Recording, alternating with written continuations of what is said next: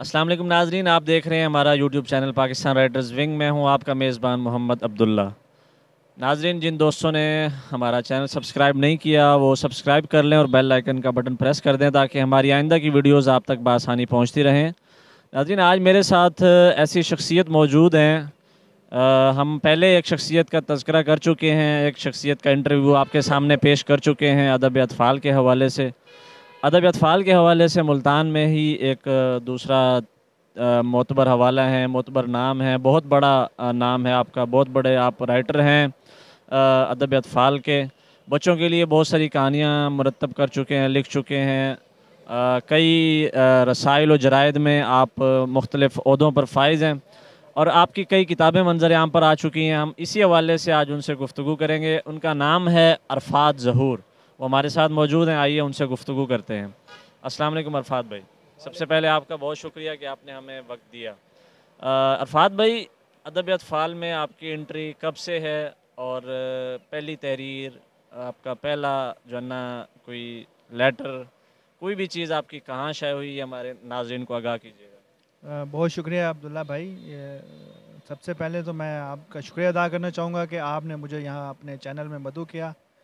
اور جہاں تک بات ہے میری پہلی کہانی کی، تو 1997 میں نے اس ادب اطفال کی دنیا میں قدم رکھا، اور سب سے پہلے کہانی جو تھی میری وہ سنگ میل میں شائع ہوئی تھی، اور اس کے بعد میں نے جو ہے وہ نوائے وقت یہ کون سا سن تھا اور کس سن کی بات ہے؟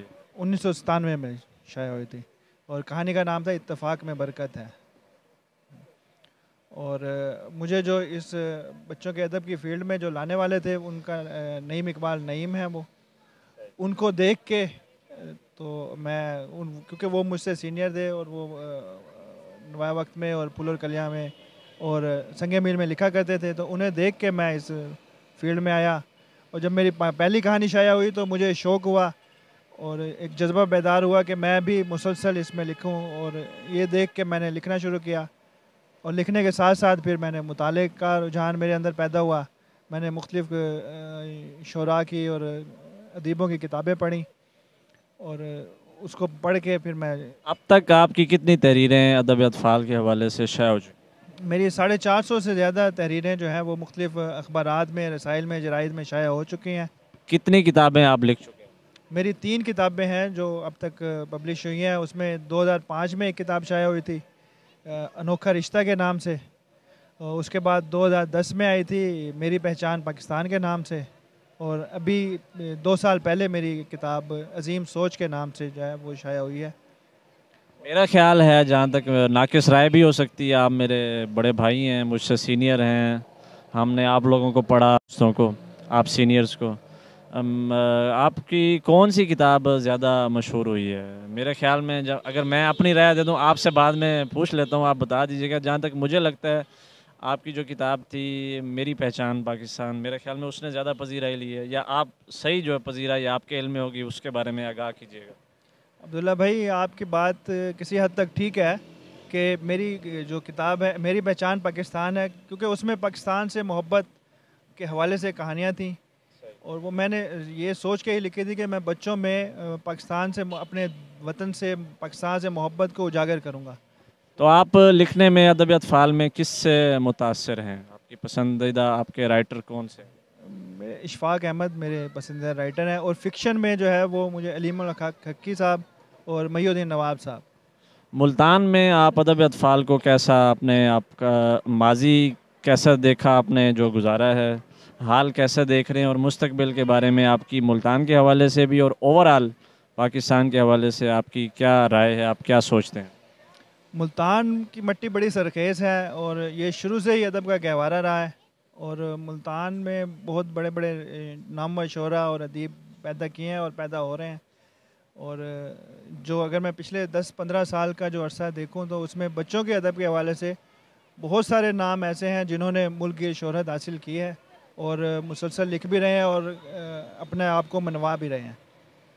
تو مستقبل کیسا دیکھ رہے ہیں؟ مستقبل بھی بہت تابناک ہے انشاءاللہ۔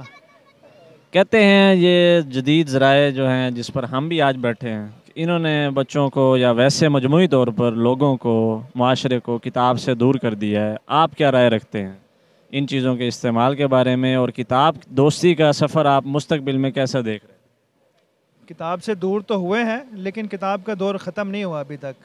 ہم لوگ جو ہے نا وہ کتاب اب ڈیجیٹل پہ آ گئی ہے. اب ہم موبائل پہ اور لیپ ٹاپ پہ اور ان چیزوں پہ کتاب پڑھ رہے ہیں. کتاب مقصد یہ ہوتا ہے کہ ہم کوئی چیز لکھتے ہیں تو وہ پڑھی جائے، پڑھی تو جا رہی ہے. صرف یہ ہے کہ کاغذ تک محدود نہیں رہی، اب وہ الیکٹرانک میڈیا پہ آ گئی ہے، ڈیجیٹل ہو گئی ہے. آپ کی زندگی کا کوئی یادگار لمحہ جو ہمارے اگر ناظرین سے آپ شیئر کرنا چاہیں؟ میری زندگی کا یادگار لمحہ تو افسوسناک لمحہ ہے. جب میرے والد صاحب کی ڈیتھ ہوئی تھی، انتقال ہوا تھا، تو اس وقت کوئی بھی نہیں تھا ان کے پاس، صرف میں ہی تھا. تو مجھے ایک دم سے ایسے لگا جیسے میں بالکل پوری دنیا میں اکیلا ہو گیا ہوں، تنہا ہو گیا ہوں. تو وہ لمحہ جو ہے نا جب بھی مجھے یاد آتا ہے تو ایسے میرے رونگٹے کھڑے ہو جاتے ہیں. اور کوئی پیغام ہمارے قارئین کو، ناظرین کو دینا چاہیں؟ سر میرا پیغام یہ ہے کہ اپنے خود جو بچے اگر یہ دیکھ رہے ہیں تو وہ بھی کتاب کو پڑھیں، کتاب سے دور نہ ہو. اور اگر بڑے ہیں تو بڑوں کو یہ چاہیے کہ وہ بچوں کو ایک کتاب ہر ماہ ضرور لے کے دیں، تاکہ کاغذ سے جو دوستی ہے وہ برقرار رہے. ٹھیک ہے، میڈیا پہ اگر موبائل پہ دیکھتے ہیں، لیکن کاغذ کا لمس جو ہے نا وہ ہاتھوں کو اگر محسوس ہوتا ہے تو وہ ہمیں زیادہ وہ ہمارے اندر علم انڈیلتا ہے. تو اس سے ہم دور نہ ہوں. تو کتاب سے دوستی برقرار رہنی چاہیے. جی ناظرین، کتاب سے دوستی برقرار رہنی چاہیے. بالکل، جو کاغذ کی لمس ہے اس کا ایک اپنا احساس ہے، اور کتاب کے ذریعے علم کی منتقلی کا جو ایک طریقہ کار ہے وہ انتہائی مستحسن ہے، اور اس کا اپنا ایک مزہ ہے کتاب سے پڑھنے کا، علم حاصل کرنے کا، چیزیں جو ہے نا اڈاپٹ کرنے کا، معلومات لینے کا. تو آج اسی پر اکتفا کرتے ہیں. ہمارے ساتھ عرفات ظہور صاحب موجود تھے، میں ان کا شکریہ دوبارہ ادا کرتا ہوں.